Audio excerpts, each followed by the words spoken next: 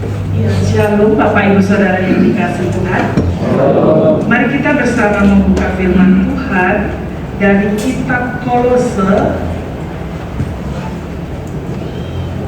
1 ayat 13 sampai dengan 20. Kolose 1 ayat 13 sampai dengan 20.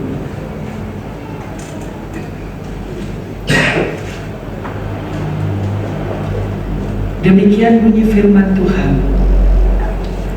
Ia telah melepaskan kita dari kuasa kegelapan dan memindahkan kita ke dalam kerajaan anaknya yang kekasih.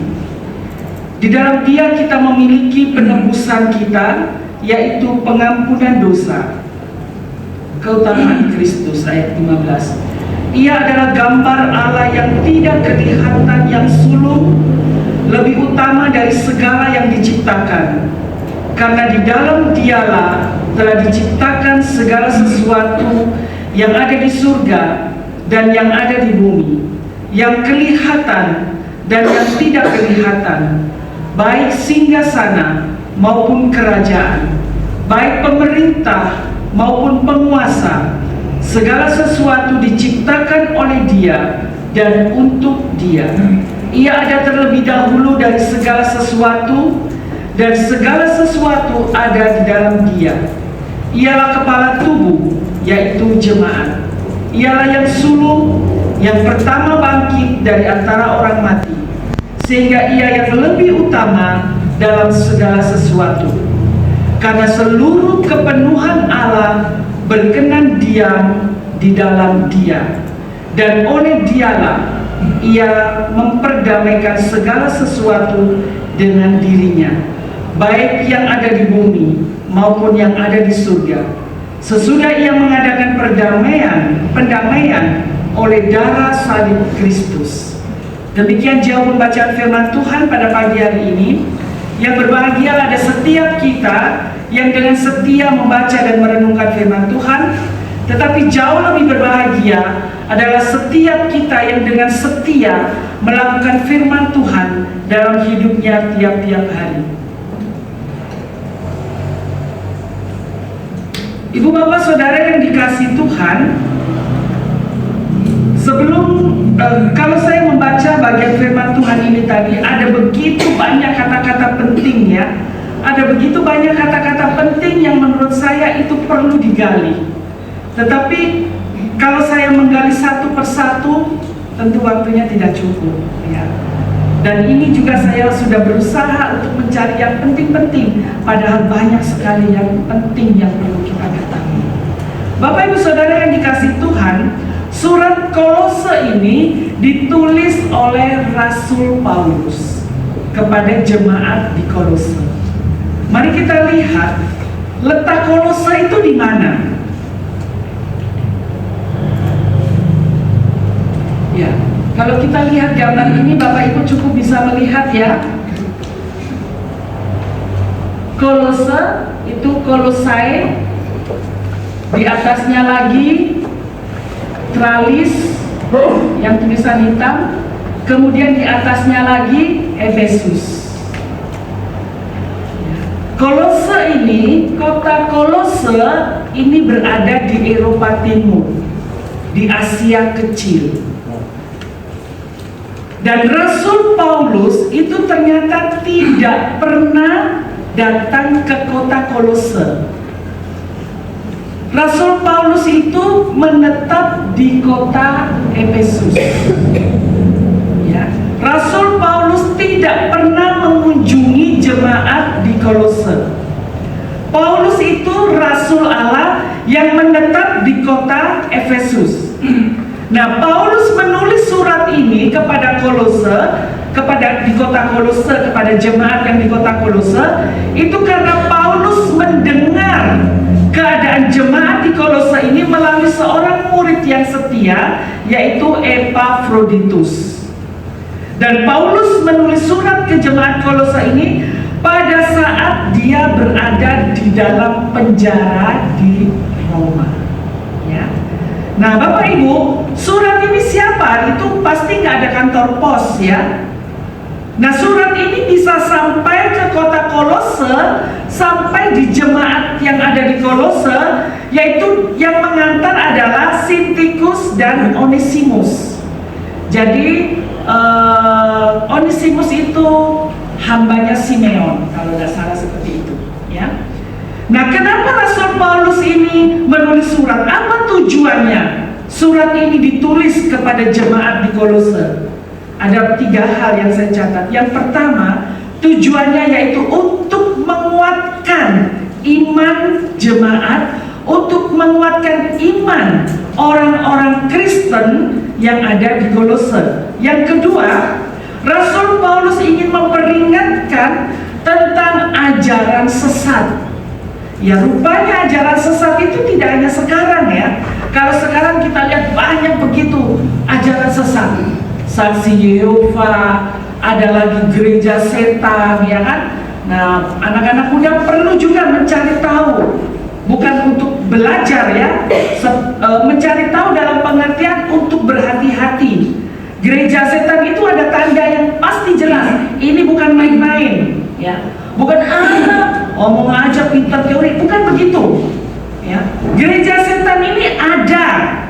Dan satu tanda yang nyata yaitu salibnya itu dibalik. Ya, kalau salib gereja Kristen itu salibnya begini. Tapi kalau gereja setan itu yang panjang ini di atas. Ya, itu satu tanda yang nyata. Jadi kalau kalian merantau ke luar Jawa, merantau di luar negeri, mendapati hal yang semacam itu, jangan mencoba masuk. Ya, sebagai hamba Tuhan saya mengingatkan, jangan sok-sok mau masuk. Hindari itu, lari dari situ. Ya, kalau kita mau belajar tentang gereja setan, ada banyak tanda. Ada banyak tanda antikris. Salah satu simbol yang keren yang anak muda tidak tahu, itu bagaimana? Salib yang dipatahkan. Saya melihat begitu banyak kaos-kaos anak-anak muda, itu gambar salib, tetapi salib itu dipatahkan. Artinya apa? Mereka tidak mengakui salib itu. Mereka tidak mengakui pengorbanan Kristus. Salib itu dipatahkan. Dan yang ketiga, apa tujuan penulisan surat ini? Untuk mendorong jemaat Kolose untuk hidup sesuai dengan panggilan orang percaya. Saya ulangi sekali lagi yang kedua. Ternyata antikris itu, perlawanan, penolakan terhadap Kristus itu bukan hanya zaman modern, tapi sejak dahulu kala itu sudah ada. Jemaat Korintus ini sudah masuk antikris, ya. Dan yang di sini disebutkan di dalam bagian ini dituliskan yaitu rasul-rasul palsu, ya. Pembawa beritanya itu juga disebut rasul. Hari itu Pak Dwi komplain ya, orang setan kok disebut gereja. Nah, ini juga rasul palsu. Dia memberitakan kabar yang berbeda dengan kabar Kristus. Nah, Bapak Ibu Saudara yang dikasihi Tuhan, apa yang terjadi? Masalah apa yang terjadi di Korintus ini? Sehingga Rasul Paulus perlu menulis surat menguatkan iman, perlu memperingatkan tentang ajaran sesat, bahkan perlu mendorong jemaat untuk hidup sesuai dengan panggilan orang percaya. Apa masalah yang terjadi? Yang ada 2 hal. Yang pertama, terjadi sinkritisme. Ini istilah teologi. Apa sinkritisme itu? Pencampur adukan. Jadi 2 keyakinan itu dicampur menjadi satu, bahkan lebih dari 2. Jadi ini dipakai, ini dipakai, ini dipakai. Kristen dipakai, ini contoh kalau zaman sekarang ya. Kristen dipakai, Kejawen dipakai, Buddha dipakai, Hindu dipakai, dikumpulkan jadi satu. Ya. Semuanya dilakukan, semuanya dijalani. Ya, itu sinkritisme. Dan ini terjadi sejak zaman dahulu, sejak Rasul Paulus masih hidup. Apa yang terjadi di Kolose? Yaitu pencampuran dari agama Yahudi dengan filsafat Yunani. Ya. Yang membawa adalah rasul-rasul palsu. Jadi keyakinan Yunani dicampur dengan agama Yahudi. Dan ini menyesatkan. Ajarannya disebut dengan doketisme. Apa yang disampaikan di sana? Mereka mengatakan bahwa Kristus dengan Yesus itu berbeda. Ya. Kristus ini adalah ilahi, sedangkan Yesus ini adalah manusia. Nah, Bapak Ibu Saudara, melalui kelahiran ini, Yesus ini adalah manusia, Kristus ini adalah Allah. Dan ketika penyaliban itu terjadi, mereka meyakini bahwa ajarannya itu mengatakan bahwa saat itulah Kristus itu masuk dalam kemanusiaannya Yesus. Dan pada waktu Yesus mati, itu bukan Kristus yang mati. Kristusnya itu keluar dari Yesus si manusia ini. Jadi mereka meyakini bahwa Kristus itu tidak pernah mati. Yang mati itu adalah Yesus. Ini adalah ajaran sesat, Bapak Ibu. Ya. Kalau saya sampaikan di sini bukan berarti ini benar. Ini adalah ajaran sesat. Kristus Yesus adalah Tuhan. Dia adalah manusia. Tuhan yang menjadi manusia untuk apa? Nanti akan saya jelaskan. Dia adalah Tuhan. Dia adalah mati. Dan kemudian dia bangkit pada hari yang ketiga. Dia adalah Yesus Kristus, bukan terpisah. Ini orang Kristen harus tahu. Orang Kristen harus paham ini. Orang Kristen harus yakin ini. Bahwa Kristus dan Yesus itu tidak berbeda, tetapi sama. Dia adalah satu. Ya. Hanya fungsi, ya kita akan belajar lain kali apa arti nama Yesus, apa arti nama Kristus. Nah, Bapak Ibu Saudara yang dikasihi Tuhan, ini penyesatan yang pertama. Penyesatan yang kedua, ajaran ini mengajak mereka untuk menyembah malaikat. Mereka mengatakan bahwa malaikat ini makhluk yang luar biasa. Dia punya kuasa dan ini layak untuk disembah. Ini salah, Bapak Ibu. Hanya Tuhan Yesus Kristus, hanya Allah di dalam Yesus Kristus yang layak untuk disembah. Malaikat memang punya kuasa, tetapi perlu kita ingat, malaikat juga sekedar yang diciptakan. Dia bukan Allah. Dia makhluk yang diciptakan. Apakah dia bisa kasih bantuan? Dia bisa kasih bantuan loh Bapak Ibu. Ya. Karena dia juga punya kekuatan, tetapi bantuannya tidak gratis. Dia akan mengambil jiwa kita, ya. Nah, ajaran Kristen membawa kepada kita untuk paham bahwa malaikat ini bukan yang agung. Malaikat ini adalah ciptaan Allah.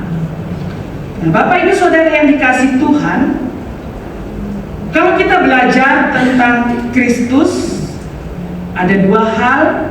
Yang pertama, saya membagi dalam dua bagian besar. Yang pertama adalah karya penyelamatan.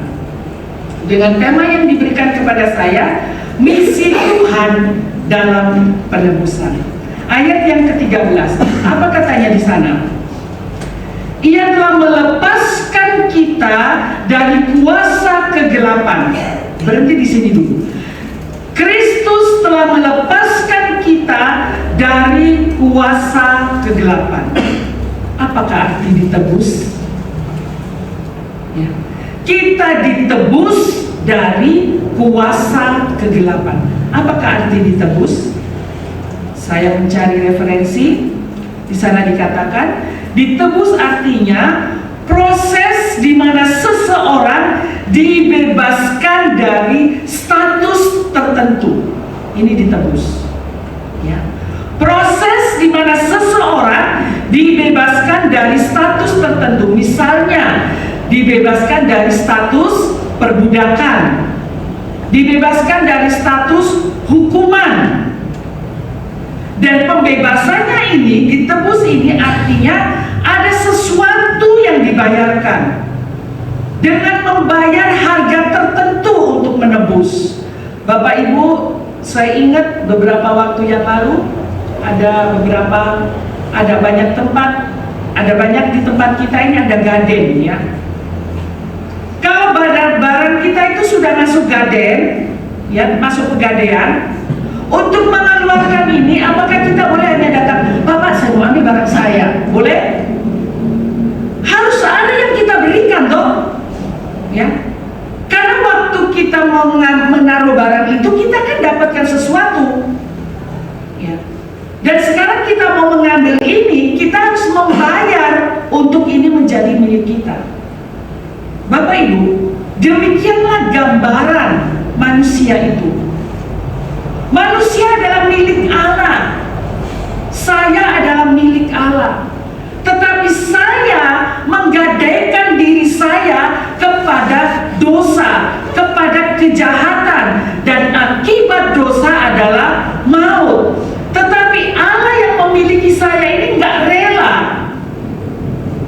untuk saya itu menjadi budaknya iblis. Makanya saya ini ditebus. Ada yang dibayarkan kepada untuk mengambil saya ini. Nah Bapak Ibu, ditebus dari kuasa kegelapan. Apakah arti kuasa kegelapan? Ada beberapa hal. Yang pertama, kuasa kegelapan adalah kekuatan jahat yang berlawanan dengan kebaikan. Kuasa kegelapan itu memiliki kekuatan Bapak Ibu. Kekuatan jahat yang berlawanan dengan kebaikan. Kekuatan jahat, ada kekuatan Bapak Ibu. Mari kita bersama melihat atau kita membayangkan atau kita berpikir, kejahatan punya kekuatan. Betul tidak? Betul Bapak Ibu. Hal yang jahat gak perlu kita belajar, kita bisa tahu sendiri. Betul gak? Gak perlu kita belajar, ya opposite jahat itu enggak, meso-meso itu gak perlu belajar. Bisa spontan kita meso, ya kan?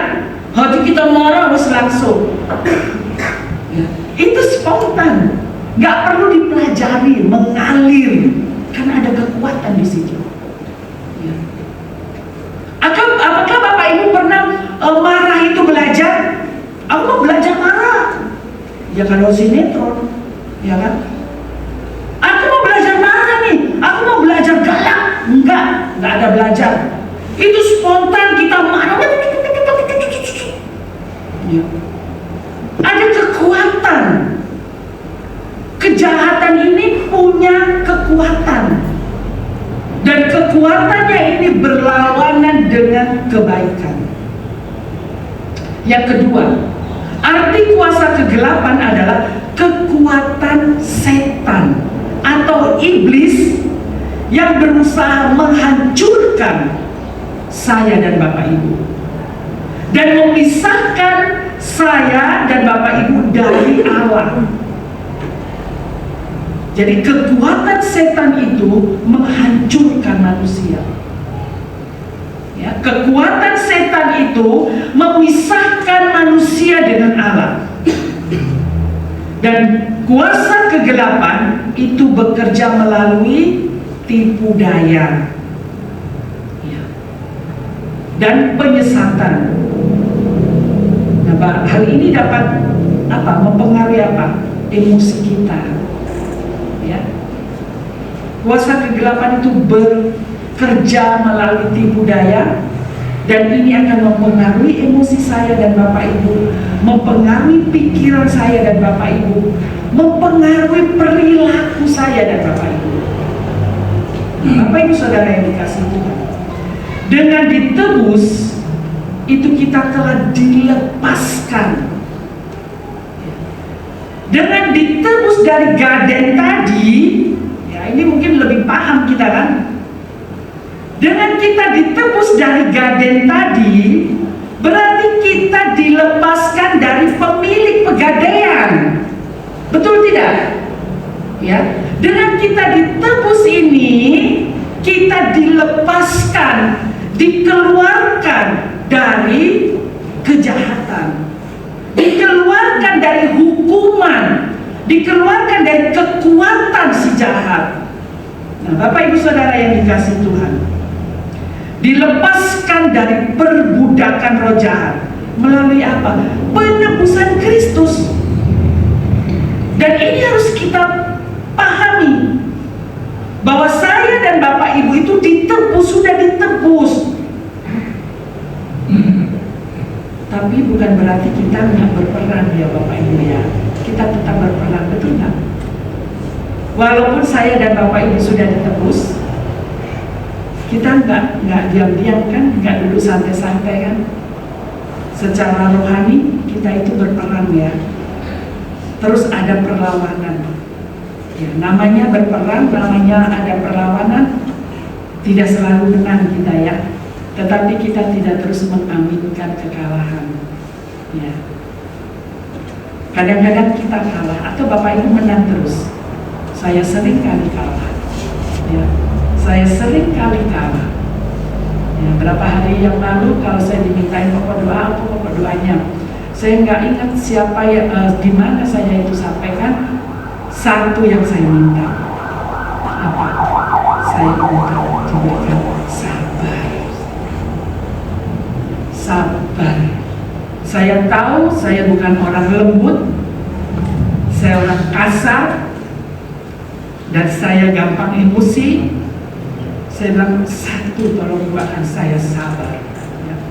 Lalu ada seorang saudara kita katakan begini kepada saya, cerita-cerita, saling curhat, lalu katakan begini, lah sampai yang dia apa Bu, jaluknya sabar. Jalukmu sabar, ya ujianmu untuk menjadi sabar itu lebih besar katanya. Mas ojo jaluk sabar Bu, ujianmu cek gak tambah gede Bu. Semakin kita minta sabar, ujiannya semakin besar.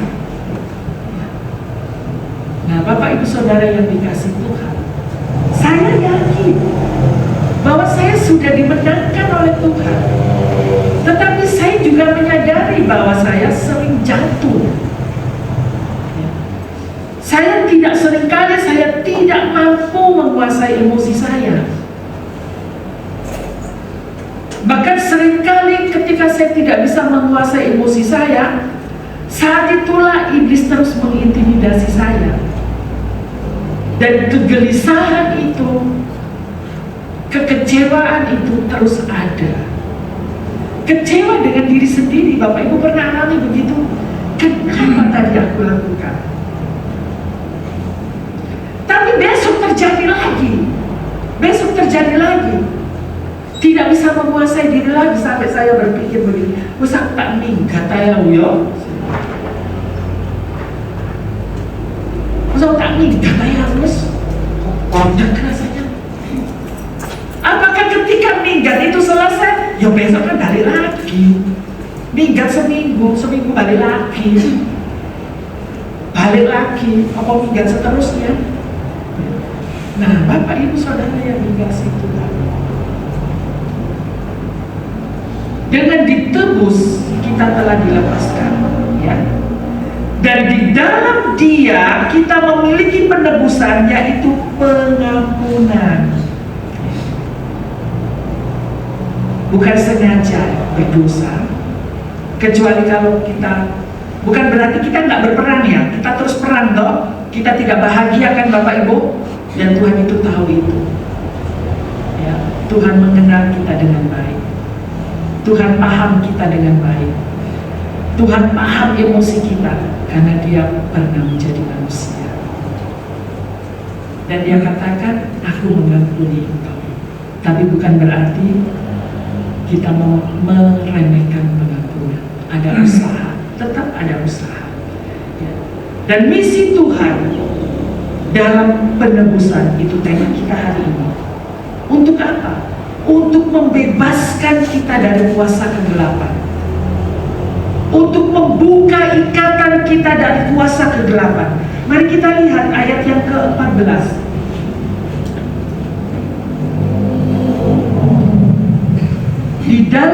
Dia kita memiliki penebusan kita, yaitu pengampunan dosa.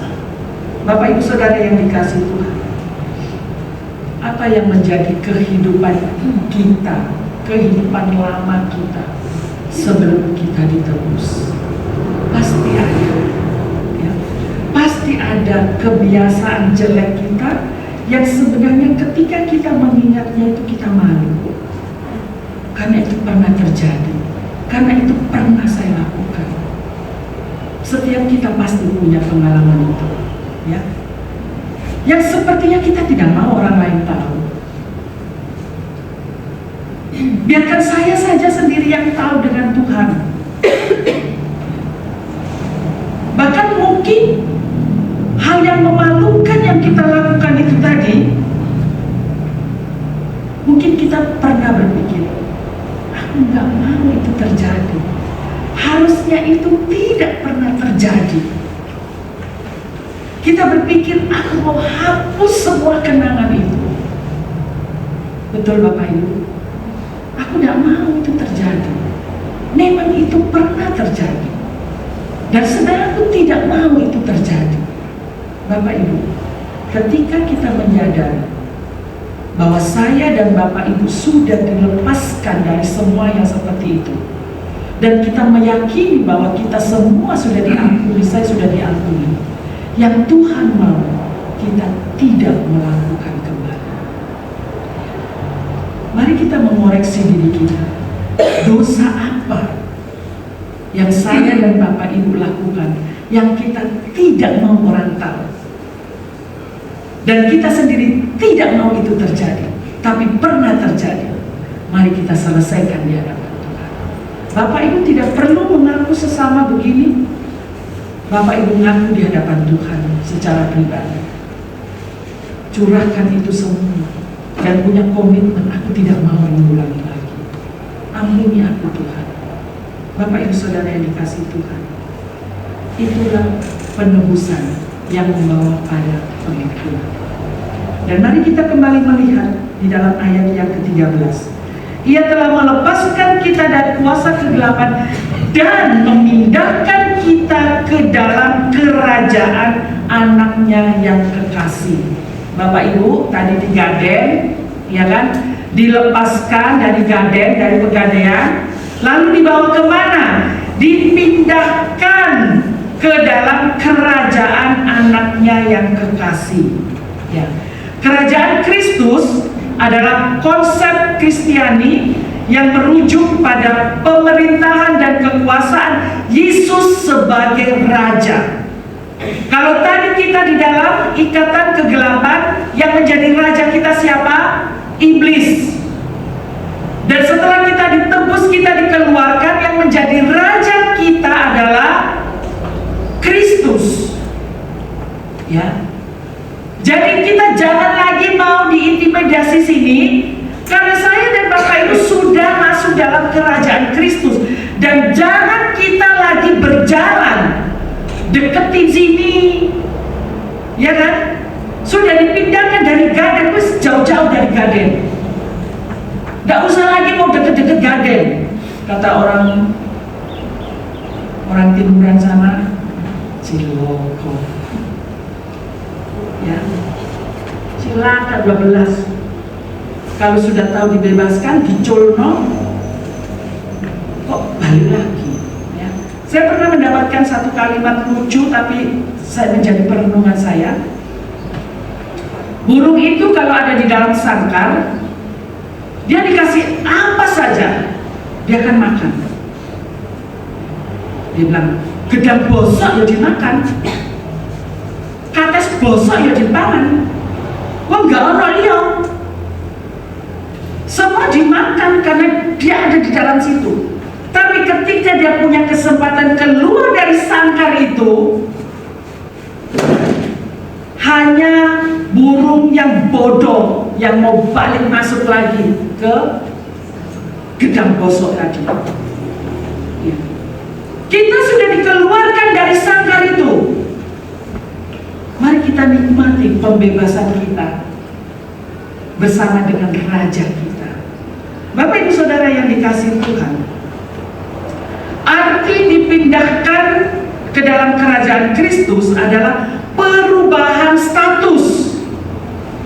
Kita memiliki identitas yang baru. Kita berubah dari menjadi anak-anak kegelapan menjadi anak terang. Dari budak dosa menjadi anak Allah. Dari budak dosa menjadi pelayan Kristus. Itu arti kita dipindahkan. Kita memiliki status yang baru, yaitu anak Allah, anak terang yang berkaitan dengan Kristus. Jadi Bapak Ibu, saya dan Bapak Ibu ini adalah anak terang. Karena Kristus memindahkan saya dan Bapak Ibu. Jangan balik lagi cari pepaya bosok. Mari kita menikmati bagaimana menjadi anak terang. Dan pemindahan kita dipindahkan itu artinya kita dipindahkan dari kekuasaan. Dipindahkan dari kekuasaan setan dan masuk ke dalam kekuasaan Kristus. Tidak lagi dikuasai dosa, Bapak Ibu. Tidak dikuasai dosa, tetapi balik lagi kita tetap berperan. Ya, kita tetap berperan, tidak otomatis, ya. Nah, kemudian kita tidak dikuasai kegelapan lagi, tetapi kita punya tujuan yang baru, yaitu apa? Tujuan yang baru itu melayani dan memuliakan Kristus. Kalau dulu marah kita, orang Manado bilang marah bodoh-bodoh. Tegesnya itu teges bodoh-bodoh. Tapi sekarang ketika saya dan Bapak Ibu sudah masuk di dalam kerajaan Kristus, anak terang, tegasnya kita ini punya tujuan. Tujuannya apa?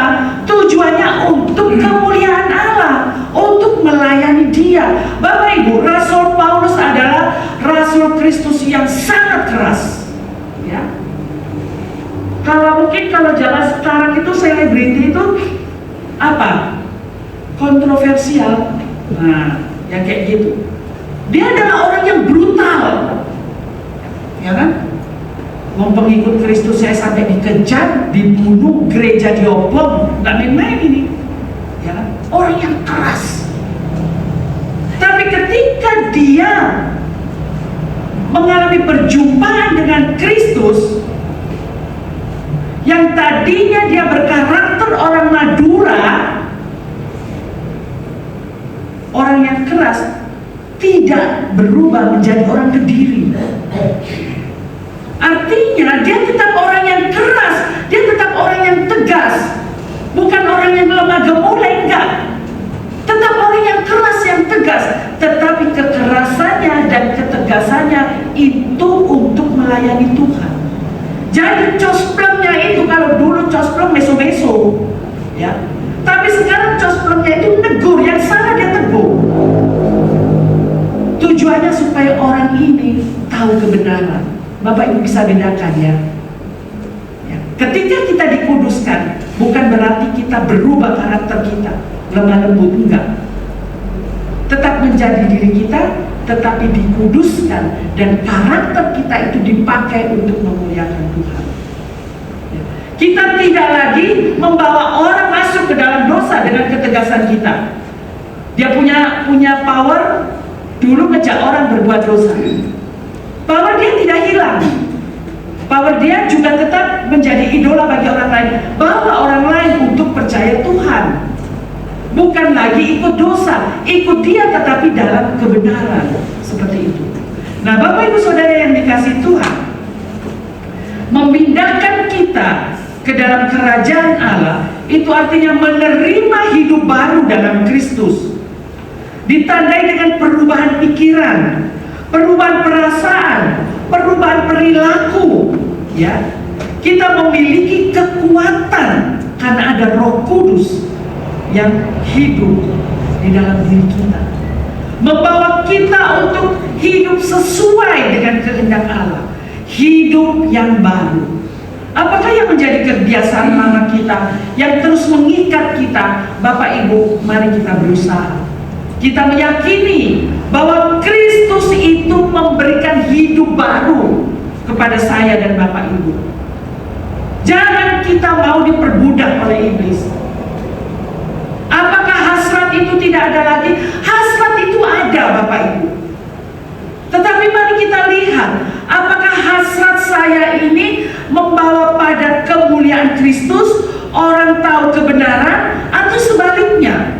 Hasrat saya ini akan menghancurkan saya, akan mengikat saya kembali kepada pisang busuk tadi.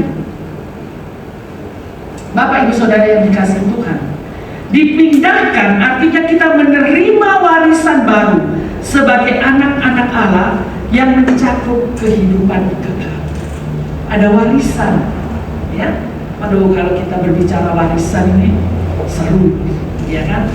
Bisa menjadi harapan yang menyenangkan, ya. Tetapi warisan ini juga bisa menjadi harapan kesedihan yang dalam, ya. Tetapi warisan sebagai anak Allah yaitu kehidupan kekal. Artinya apa? Kehidupan yang tidak akan mati lagi. Kita akan mati, tapi nanti kita akan hidup selama-lamanya dalam kebahagiaan bersama Kristus. Bapak Ibu Saudara yang dikasihi Tuhan, Allah telah memindahkan saya dan Bapak Ibu ke dalam kerajaan anaknya. Itu berarti kita telah dipindahkan dari keadaan kegelapan masuk ke dalam keadaan terang. Mari Bapak Ibu, tepuk pundak kita. Saya anak terang. Saya harus berjuang. Saya harus bertahan. Saya anak terang. Mari dunia lihat saya anak terang yang ada Roh Kudus memberikan kekuatan. Yang berikutnya, di dalam misi Tuhan dalam penebusan ada pengampunan, ada pengampunan dosa. Apakah arti pengampunan? Pengampunan adalah tindakan Allah untuk menghapus hukuman. Bapak Ibu, kalau kita ambil kertas, kita mencatat, atau ada papan tulis, kita boleh catat, ambil spidol, kita tulis berapa apa saja dosa kita. Yang tadi saya katakan, saya tidak mau itu terjadi. Saya juga berpikir, kenapa itu pernah terjadi? Bisakah itu dihapus? Itu sudah terjadi, ya. Tetapi pengampunan Kristus artinya apa? Itu dihapus oleh darah Kristus. Di mata Tuhan, saya dan Bapak Ibu tidak diingat lagi dosanya, ya. Kebiasaan buruk saya dan Bapak Ibu yang memalukan, yang mencemarkan, itu dihapus oleh Tuhan Yesus, dan Dia tidak mengikat lagi. Lalu kenapa kita masih terus teringat? Itulah cara iblis yang terus menuduh saya dan Bapak Ibu. Siapa kamu? Mari kita katakan, saya orang yang sudah ditebus, ya. Nah, Bapak Ibu Saudara yang dikasihi Tuhan, bagaimana Kristus mengampuni kita? Darah Kristus sebagai korban, ya. Darah Kristus yang tercurah di kayu salib itu adalah korban yang sempurna. Korban yang sempurna untuk menebus dosa kita dari dosa, sehingga hubungan kita menjadi baik dengan Tuhan. Kita tidak perlu lagi potong kambing untuk minta pengampunan. Kita tidak perlu lagi cari burung merpati yang putih. Kita tak perlu lagi cari sapi untuk dikorbankan. Kita tak perlu lagi cari ayam hitam mulus untuk melepaskan kita dari dosa. Tetapi sudah ada darah untuk minta pengampunan itu ada darah yang tercurah ya. Apakah itu merpati, apakah itu domba, ya, apakah ayam irung mulus, ya, itu ada darah yang tertumpah. Nah, Kristus adalah darah Kristus yang tertumpah di kayu salib. Itu adalah pengorbanan yang sempurna. Satu kali dilakukan berlaku untuk sepanjang zaman. Satu kali dilakukan hanya seorang yang melakukan, dan itu dialami oleh semua orang percaya di atas muka bumi ini. Saya dan Bapak Ibu diampuni. Bapak Ibu Saudara yang dikasihi Tuhan, pengampunan yang dilakukan oleh Tuhan Yesus itu cukup. Artinya apa? Darah Kristus itu memiliki kekuatan besar untuk mengampuni saya dan Bapak Ibu dari dosa kita. Cukup, kekuatannya cukup besar untuk melepaskan saya dan Bapak Ibu dari hukuman dosa dan dihapus dosa itu. Itu sebabnya jangan main-main. Jadi orang Kristen jangan main-main. Karena saya dan Bapak Ibu adalah orang yang sudah ditebus dari dosa. Jangan main-main dengan dosa. Jangan iseng-iseng datang lagi cari pisang busuk, datang lagi cari pepaya busuk. Jangan iseng. Mari sisa hidup kita ini nggak panjang, ya. Pakai keyakinan ini untuk memuliakan Tuhan. Dan pengampunan Kristus itu total, Bapak Ibu, nggak setengah-setengah. Mengampuni saya dan Bapak Ibu nggak separuh. Tak ampuni dosamu asalkan kamu bayar ini, enggak, ya. Kalau Tuhan Yesus tuh ngampuni aja, dia lupakan saja. Dia lupa apa yang kita lakukan. Sejauh kita mau berubah, sejauh kita tidak mau mengulang. Kalau kita mau mengulang kan wajah kita tetap itu toh, ya enggak? Misalnya saya ini pencuri, Tuhan Yesus tuh sudah ampuni saya yang pencuri ini. Tapi kemudian saya yang pencuri ini Tuhan sudah ampuni. Berarti wajah saya bukan wajah pencuri lagi kan? Wajah saya, pencurinya saya itu sudah dilupakan oleh Tuhan. Tapi kemudian saya mencuri lagi. Berarti yang dilihat Tuhan wajah yang mana lagi? Yang wajah pencuri lagi kan, Bapak Ibu? Nah, itu sebabnya saya mau katakan, jangan kita main-main. Ada usaha, itulah berperang saya bilang. Apa Bapak Ibu yang perlu didoakan dari Bapak Ibu untuk berperang? Kalau saya berperang, saya itu tadi sabar. Saya ini gak sabaran dari segala hal. Dan itu terus saya berperang. Dan semakin saya berperang, semakin saya melihat saya gagal. Tetapi Tuhan mau saya terus berperang. Nah, Bapak Ibu Saudara yang dikasihi Tuhan, bagaimana kita menerima pengampunan? Dengan iman kepada Kristus, menerima pengampunan dosa, percaya bahwa Kristus adalah Tuhan dan Juru Selamat kita. Kita harus mengakui dosa kita, Bapak Ibu. Kalau Bapak Ibu tidak perlu berpikir, nggak perlu orang lain tahu, saya menghargai itu, ya. Tidak perlu orang lain tahu, saya menghargai. Tetapi Tuhan perlu tahu, ya. Tuhan perlu tahu.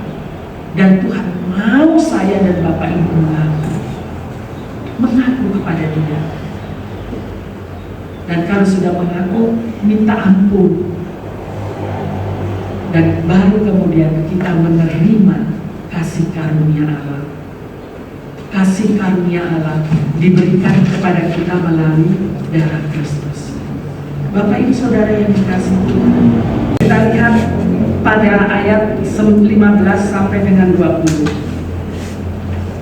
Ya, Bapak Ibu bisa baca di rumah. Ia adalah gambar Allah. Ada beberapa hal di sini ya. Yang pertama, ia adalah gambar Allah yang tidak kelihatan. Pasti Bapak Ibu ingin tahu kan apa maksudnya gambar Allah yang tidak kelihatan. Kristus adalah gambar Allah yang tidak kelihatan. Artinya apa? Wujud Allah yang tidak kelihatan itu menjadi kelihatan di dalam wujud insani, di dalam diri Tuhan Yesus, ya. Allah yang tidak kelihatan di wujudnya itu menjadi kelihatan karena ada wujud insani di dalam Yesus Kristus. Dan ayat yang ke-15 ini, keagungan dia merendahkan gambar Allah yang tidak kelihatan itu, dia merendahkan dirinya dan mau berkomunikasi dengan manusia. Bapak Ibu, dia Allah loh. Dia mau berkomunikasi waktu itu ya, secara nyata dengan Rasul Petrus, Yohanes, yaitu satu gambaran bahwa dia itu mau berkomunikasi, padahal dia Allah, Bapak Ibu. Biasanya orang-orang kaya, orang-orang pangkat, orang-orang ningrat nih gak sembarangan kan mau ngomongan, mau berkomunikasi. Ini loh Tuhan Yesus Allah, dia menjamah si kusta, dia menjamah orang yang lumpuh, dia menjamah saya dan Bapak Ibu yang hina ini. Itulah dia merendahkan dirinya untuk dia mau ngomong dengan saya dan Bapak Ibu. Kristus adalah gambar Allah yang sempurna. Karena apa? Melalui Kristus Allah itu dikenal. Dan kehadiran Kristus ini adalah wahyu khusus, pernyataan khusus. Karena dia makanya kita mengenal Allah secara langsung, betul tidak? Secara jelas melalui Kristus. Dan dikatakan Kristus adalah yang utama, yang sulung. Dan ini perlu kita pahami bahwa Kristus, Tuhan Yesus, bukan yang diciptakan, tetapi dia pusat dari penciptaan itu. Sebelum dunia ini ada, dia ada. Dan dia bersama-sama, dia adalah Allah. Bersama dengan Bapa dia menciptakan dunia ini. Jadi Kristus ada bukan hanya di perjanjian baru, Bapak Ibu. Kristus ada jauh sebelum dunia ini ada. Ayat yang 16. Karena di dalam dialah segala sesuatu diciptakan, yang ada di surga, yang tadi seterusnya ya. Jadi Kristus bukan yang diciptakan, melalui Kristus adalah pencipta. Dia ada sebelum dunia ada. Dia adalah Allah. Dia Allah yang hadir di dalam rupa manusia. Kristus bukan bagian dari penciptaan Bapak Ibu, tetapi ia adalah pencipta, pemelihara dari segala sesuatu. Nah sekarang ini ayat yang ke-16, ke-18. Kristus adalah kepala jemaat. Artinya apa? Kristus adalah pemimpin dan penguasa gereja. Ini harus kita pahami. Pemimpin dan penguasa gereja bukan pendeta, bukan uskup, tetapi pemimpin dan penguasa gereja adalah Kristus yang punya otoritas tertinggi dan yang punya kekuasaan atas semua anggota gereja adalah Kristus. Itu sebabnya jemaat harus tunduk kepada Kristus. Dan Kristus adalah sumber kehidupan bagi gereja. Kristus adalah pemersatu gereja. Kristus memberikan kehidupan rohani kepada gereja melalui Roh Kudus. Bapak Ibu, Kristus adalah pemersatu. Itu sebabnya saya dan Bapak Ibu harus bersatu. Saya dan Bapak Ibu dengan gereja-gereja lain itu adalah satu. Tuhan saya, Tuhan kita, Tuhan Gereja Kalam Kudus dengan Tuhan Gereja GSJA, dengan GPDI, dengan GUP itu Tuhan yang sama. Jadi kita adalah satu. Mereka juga saudara saya dan saudara Bapak Ibu. Ya. Nah, Bapak Ibu saudara yang dikasih Kristus, Kristus sebagai kepala gereja ini menunjukkan bahwa gereja harus memiliki Kristus sebagai fokus utama dari seluruh aspek kehidupan kita dan dari seluruh aspek pelayanan kita. Kristus adalah pusat. Jadi kalau Bapak Ibu melayani, pusatkan pelayanan kita itu pada Kristus.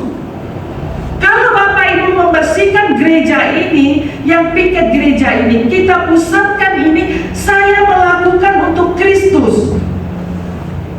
Ketika Bapak Ibu juga memberikan persembahan kasih, Bapak Ibu melakukannya itu untuk Kristus. Karena Kristus dimuliakan melalui tempat ini. Kristus Kristus dimuliakan melalui perjamuan kasih. Ya, Kristus dimuliakan di dalam seluruh kehidupan saya dan Bapak Ibu. Amin Bapak Ibu. Dan melalui Kristus saya dan Bapak Ibu diperdamaikan. Tidak lagi menjadi musuh Allah. Ya, kita tidak lagi menjadi lawan. Kita dipulihkan yang tadinya rusak. Saya dan Bapak Ibu itu rusak. Kemudian Tuhan pulihkan, Kristus pulihkan, supaya saya dan Bapak Ibu itu berdamai dengan Allah. Jadi Bapak Ibu, jangan ada di antara kita yang merasa bahwa saya rusak. Ya. Bapak Ibu harus yakin saya sudah dibetulkan oleh Tuhan. Dan mari kita juga melihat saudara-saudara kita di sekitar kita. Saudara kita di sekitar kita adalah orang-orang yang rusak tapi sudah dibetulkan. Tidak ada yang baik, lebih baik, tidak. Semua sama. Jadi kadang-kadang hal ini orang menjadi jatuh ke dalam kesombongan rohani.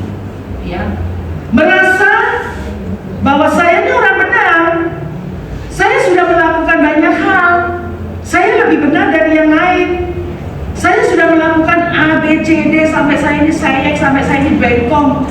Semua sudah saya lakukan untuk Tuhan, untuk gereja ini, gitu kan? Tuh yang sana nggak melakukan apa-apa. Nah Bapak Ibu, ini tidak diberkenan oleh Tuhan. Tuhan tidak berkenan dengan hati yang semacam itu. Saya lebih hebat, saya bisa berkhotbah. Saya lebih hebat, saya bisa bernyanyi. Saya lebih hebat, saya bisa berdoa. Ya, Tuhan tidak mau yang seperti itu.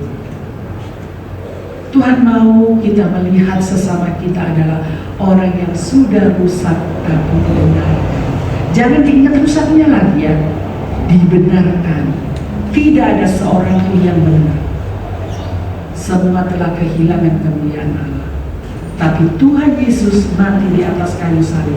Dia punya misi dalam pengorbanannya untuk kita merasa bahwa saya orang yang sudah dibenarkan. Biar firman Tuhan ini menolong saya dan Bapak Ibu. Mari kita memusatkan hidup kita kepada Kristus. Semua yang kita lakukan untuk hormat dan kemuliaan. Kita minta ampun di hadapan Tuhan dan kita mau menjadi orang yang baru, manusia yang baru, manusia yang dipilih oleh Tuhan untuk dipindahkan ke dalam kerajaan anaknya yang terkasih. Mari kita berdoa. Ya Tuhan, kami bersyukur kepada Engkau karena kasih-Mu cukup buat kami. Engkau mengorbankan diri-Mu untuk kami. Engkau turun ke dunia buat kami. Bapa di surga, ampuni setiap dosa kesalahan kami. Dalam firman Tuhan ini menolong kami semua untuk kami sungguh taat kepada Tuhan, mencari kehendak Tuhan dan terus mengoreksi diri kami untuk berlaku benar di hadapan Tuhan. Terima kasih Bapa. Di dalam nama Tuhan Yesus Kristus kami berdoa. Amin.